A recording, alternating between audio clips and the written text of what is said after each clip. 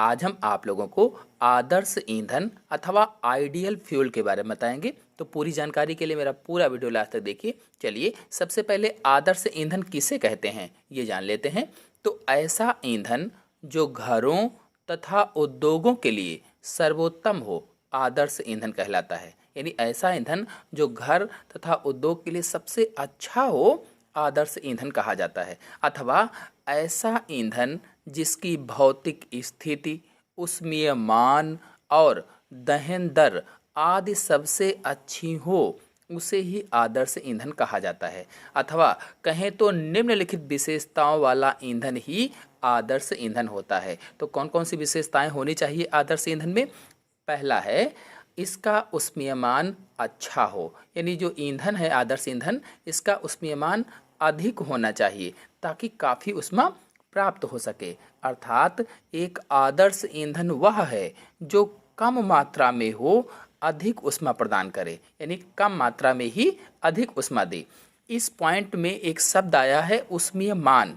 तो कभी कभी ऊष्मीय मान की परिभाषा पूछ ली जाती है, तो हम आपको बता देते हैं। तो किसी भी ईंधन के 1 ग्राम द्रव्यमान को जलाने में उससे जो ऊष्मा की मात्रा मिलती है, उसे ही उसका ऊष्मीय मान कहा जाता है। यानी कोई भी ईंधन है, अगर उसके 1 ग्राम द्रव्यमान को जलाया जाए तो जो भी उससे ऊष्मा प्राप्त होती है, उसे ही उसका ऊष्मीय मान कहते हैं। ऊष्मीय मान को अंग्रेजी में कैलोरीफिक वैल्यू भी कहा जाता है। कैलोरीफिक वैल्यू अथवा कैलोरी मान भी कहते हैं। फिर आते हैं दूसरे पॉइंट पर। दूसरा पॉइंट है उचित दहन ताप हो। यानी न ज़्यादा हो ना ही कम हो। तो एक आदर्श ईंधन का दहन ताप या ज्वलन ताप अच्छा होना चाहिए। दहन ताप का या ज्वलन ताप का अर्थ है कि वह कम से कम ताप जिस पर ईंधन आग पकड़ लेता है या जलने लगता है, उसे ही ज्वलन ताप कहा जाता है। परिभाषा क्या होगी कि वह कम से कम ताप जिस पर ईंधन आग पकड़ लेता है और जलने लगता है, उसे ही ज्वलन ताप या दहन ताप कहा जाता है। यदि आप लोगों को परिभाषा समझ में ना आई हो तो एक उदाहरण से हम लोग समझ लेते हैं कि ज्वलन ताप क्या है। तो जो हमारे घरों में एलपीजी होती है, जो गैस होती है, उसके जलने के लिए केवल एक चिंगारी चाहिए बस। यानी एक बार हम लाइटर से जलाते हैं और चिंगारी से वो जल जाती है। तो यही उसका ज्वलन ताप या दहन ताप होता है। यानी जिस ताप पर वह आग पकड़ लेता है, जितने ताप पर, वही उसका दहन ताप होता है या ज्वलन ताप होता है। आते हैं अगली विशेषता पर या अगले लक्षण पर। तो अगला है दहन की संतुलित दर हो। यानी इसके जो जलने की दर है वो संतुलित होनी चाहिए। ना तो तीव्र वेग से जलना चाहिए और ना ही एकदम धीमी गति से जलना चाहिए। वही आदर्श ईंधन होता है। यदि ऐसा ईंधन जिसके जलने की दर संतुलित हो, ना अधिक तेजी के साथ जले और ना ही एकदम धीमी गति से जले, एक बराबर गति से जलना चाहिए, तो समझिए कि उसकी जो दर है दहन की संतुलित है, बराबर है तो संतुलित है। फिर अगला है अज्वलनशील पदार्थों की मात्रा कम होनी चाहिए। यानी दहन होने के बाद जो बचे अवाष्पशील अवशेष होते हैं, उनकी मात्रा नहीं होनी चाहिए।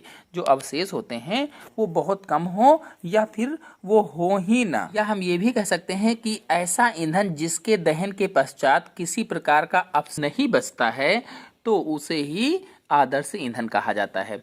फिर अगला पॉइंट है दहन के उपरांत विषैले पदार्थों की अनुपस्थिति। यानी जलने के उपरांत जो भी आदर्श ईंधन है, उसके जलने के बाद जो उत्पाद प्राप्त होते हैं वो विषैले नहीं होने चाहिए, जहरीले नहीं होने चाहिए। जब ईंधन जल गया है तो जो राख वगैरह प्राप्त हुई है वो जहरीली ना हो, विषैली ना हो। ऐसा ना होने पर पर्यावरण प्रदूषित हो जाता है। यानी अगर जहरीला होगा तो पर्यावरण प्रदूषित होता है। तो आदर्श ईंधन वही है जो जलने के बाद उसका जो अवशेष बचा हुआ है वो विषैला ना हो, ताकि स्वास्थ्य के लिए हानिकारक ना हो। वही आदर्श ईंधन है।